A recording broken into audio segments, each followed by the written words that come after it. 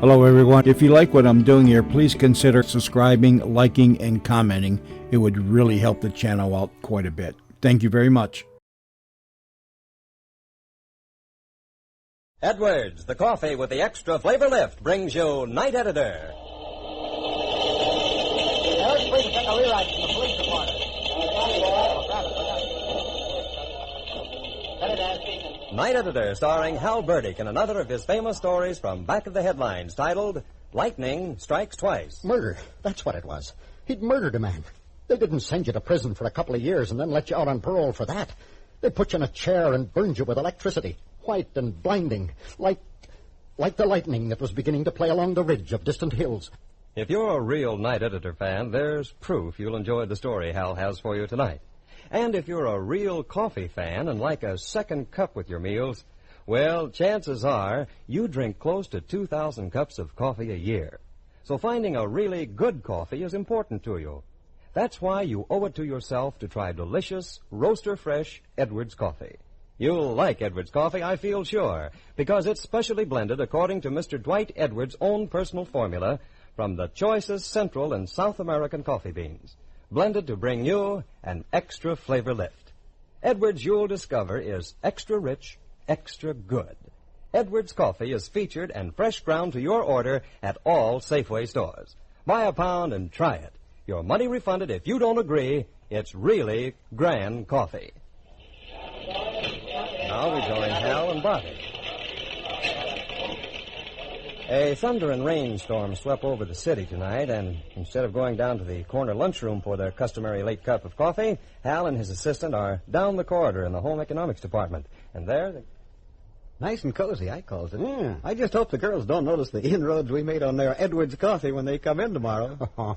I don't think they'll begrudge us what little we took, Bobby. Besides, they couldn't expect us to go out in a storm like this. And on top of that, Hal, I'm scared of lightning. So? No fooling. I hate thunderstorms. Well, you can take comfort in the knowledge it never hits you but once. Meaning it never strikes twice in the same place? Though, you know, I once rounded up some facts that in a way might be called an exception to that rule.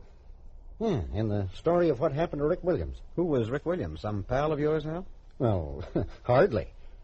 Rick was an ex-con, Bobby, a petty larceny stick-up man. Until that certain stormy night when he added murder to his list of crimes. Yeah, and that was the night this incident happened. The night lightning struck twice. For the love of Pete, don't stop there, Hal. Well, it was like this, Bobby. Rick didn't want to kill the service station man. Murder was completely outside his line. When he came up to the highway from the water tank where he'd left the freight train just at dusk, it was with the idea of an easy stick-up that would put a little money back in his pockets. And by Rick's standards, it was the fellow's own fault. Instead of putting up his hands, he came at Rick with a tire iron. Rick backed away, warning the fellow, but he kept coming on. Even then, Rick had no intention of killing him, but his foot slipped on a grease spot and he fell. The fellow was right there over him, ready to brain him. Rick tried to shoot for his hand, but his aim was bad, and the fellow went down. Rick pulled himself to his knees, crawled toward the man. The bullet had caught him just under the heart, coursed upward. He was dead. Rick stood up, trembling, his heart pounding madly. He'd never killed a man before. Made him feel kind of faint, standing there, looking down at him, lying so still. Yeah, and he felt cold, too. A chill sharper than that of the wind, which was freshening ahead of the gathering storm. Murder. That's what it was. He'd murdered a man. They didn't send you to prison for a couple of years and let you out on parole for that. They put you in a chair and burned you with electricity, white and blinding, like the lightning that was beginning to play along the ridge of distant hills. Well, he couldn't stand there. He'd have to get going quickly before someone came along.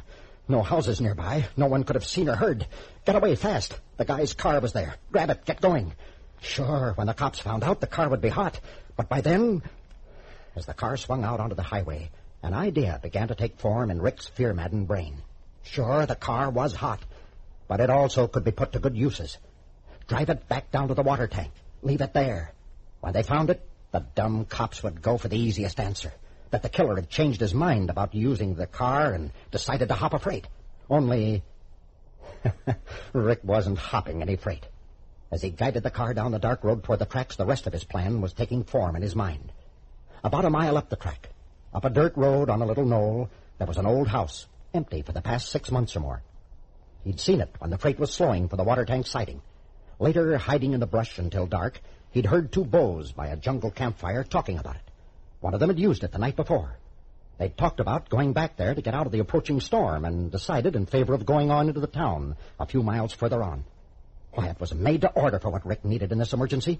While the cops were covering all the highways tomorrow, searching all the trains, he would be hiding out in the last place they'd think of looking for him, right there under their noses, within a couple of miles of the scene of his crime.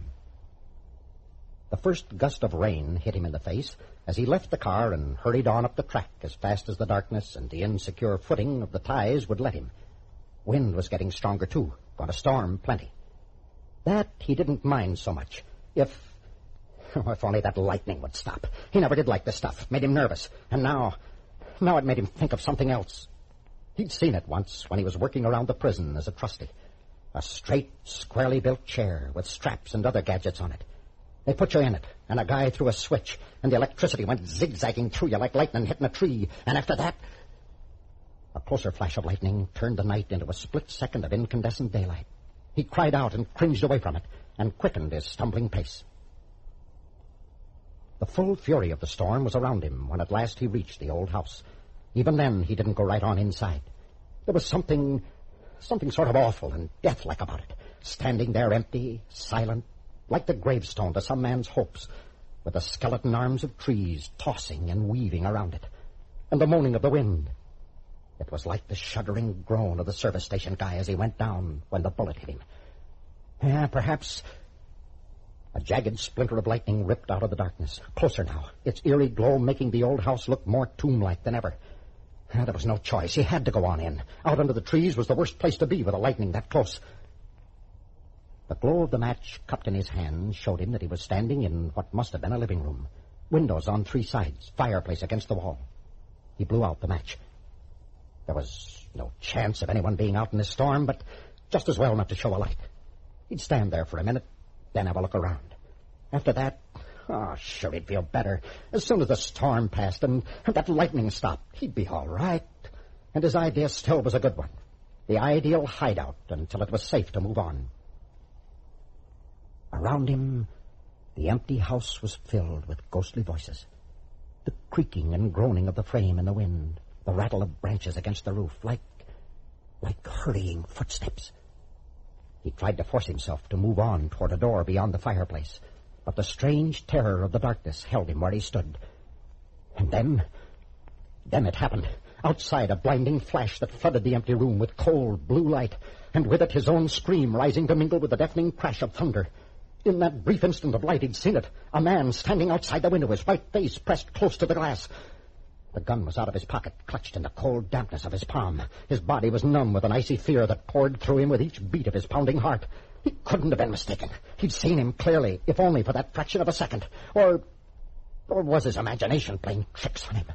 Had this old house and the thing that happened back there at the service station and the storm and the lightning whetted his fear into making him see things that weren't there? Of course, that must be it. Why, even if they'd found the body and the search had started, no one would have followed him here. He was safe from the cops, from the storm, and from the lightning that made him think of that little room with its grim chair. Hang on to his nerves until the storm quit. That's all he had to do. But wait. Hey, what was that noise? Was it someone creeping along the side of the house? Or just branches rubbing against the wood? That slow, awful squeak. A door opening cautiously. Or a loose shutter. His ears pushed against the living darkness. His staring eyes tried to pierce the blank wall of it. It'd be easy for anyone to sneak up on him with the whole house filled with those crazy noises. Sure, the guy could hide there in the dark, and on the next flash of lightning drill him before Rick had a chance to shoot. Well, it wasn't going to happen that way. His guess was there'd be a narrow hallway running back from the front door to the kitchen entrance. The other guy would try to come in the back way, get out in the hall by that front door. At the first sound from the other end of the passageway, start shooting. Even in the dark, he couldn't miss. And if it proved to be his imagination, so what? He was as well off spending the night in the hallway as anywhere else. His back was against the door as he crouched there, waiting, listening.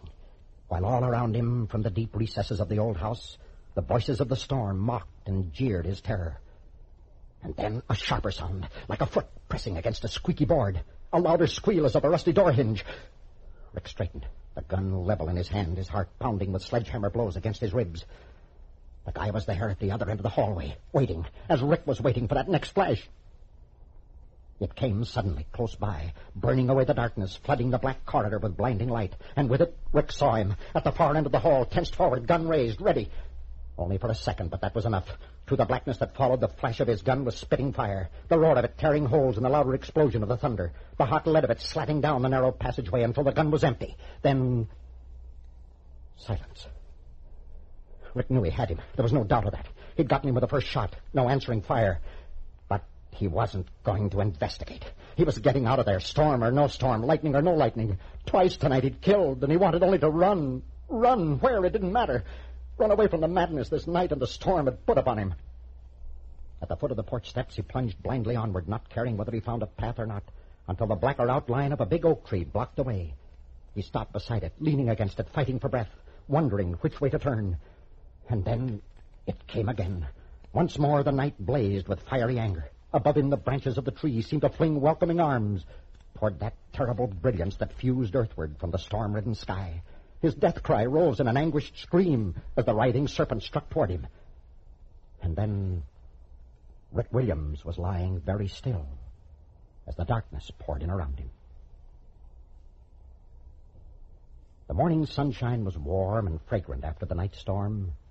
It lay in a golden pool around the group of people who stood a little distance from the big tree, listening to the officers who stood looking down at the crumpled figure on the ground beside it. It's the bird who killed Eddie, sure enough, one of them was saying. Look at those grease stains on his clothes. Bears out what we figured last night. He fell down when Eddie went at him with that tire iron. Yeah, he must have come up here counting on a good hideout, huh? Or we wouldn't think of looking for him. After planting the car by the water tank to make it look like he hopped a freight. Yeah. But what gets me is, from the mud tracks inside the house, he must have spent some time in there. So why would he leave it to come out here under this tree, which is the worst place he could be in a lightning storm? I don't know. Search me. And that isn't the only mystery. No. Take another look in the house. At the far end of the lower hall, there's a big built-in mirror. It's all smashed to pieces where he must have emptied his gun into it. Now, why would he do that? Shot up the mirror, huh? I don't know, Tom. Put it down to being storm crazy, I guess. That's as good a reason as any. You know, the easiest thing in the world to make is a claim. For example, we can tell you that there's absolutely no finer coffee than our famous Edwards coffee. That Edwards coffee is specially blended to bring you an extra flavor lift. That Edwards contains only the very finest Central and South American coffee beans. And all those statements are absolutely true. But until you've actually tried Edwards coffee and tasted its delicious extra richness, you still can't know how really good Edwards coffee is. That's why we offer you this ironclad money-back guarantee. Try Edwards coffee. If you don't agree that it's all we say it is, that it does bring you a delicious extra flavor lift, your money will be refunded. You risk nothing when you buy rich, thermalo-roasted Edwards coffee. So try it, won't you? That's Edwards coffee, featured and fresh ground to your order at all Safeway stores. Get a pound of Edwards next time and see for yourself how really good coffee can be. There's a smile and some dramatic excitement in next week's yarn as two old favorites of many a night editor story return to us. Fireman First Class Slats Malarkey, United States Navy, and Sergeant Tim O'Connor, United States Marines, in an action-packed yarn titled Important Trifle. See you in the newsroom next week. Good night. Listen next week at this same hour when Hal Burdick brings us another of his thrilling night editor stories. This is Bill Baldwin saying good night for Edwards Coffee.